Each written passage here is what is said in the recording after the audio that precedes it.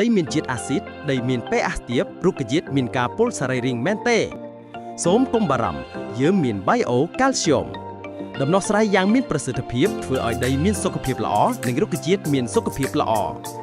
Bio Calcium មាន Calcium និង Magnesium បន្សាបអាស៊ីតកាត់បន្ថយជាតិយូរបង្កើន pH ជួយឲ្យរុក្ខជាតិមានរឿនរឹងមាំបែកមិនរឹងមាំបង្កើនសមត្ថភាពស្រូបយកសារធាតុចិញ្ចឹមពីជីនិងដីជាពិសេសមានមីក្រូសរីរាង្គមានប្រយោជន៍ជួយឲ្យជញ្ជាំងចំបើងពពុយខ្លាយជាជីមិនឲ្យមានការពុលសរីរាង្គលើដំណាំមានមីក្រូសរីរាង្គជួយឲ្យរលាយអាសូតនិងផូស្វាបង្កើនប្រសិទ្ធភាពជីបានល្អពីដី Bio Calcium ដីមានសុខភាពល្អរុក្ខជាតិមានសុខភាពល្អរបៀបប្រើប្រាស់ 1. ប្រភេទដីជូរដីអាស៊ីតប្រើប្រាស់ចំនួន3ទៅ4បោក្នុង1ហិកតា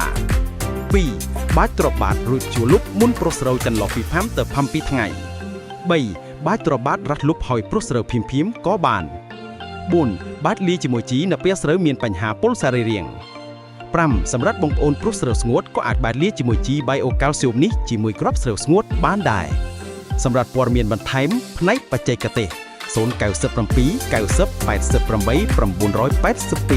982សូមអរគុណចំពោះការគាំទ្រ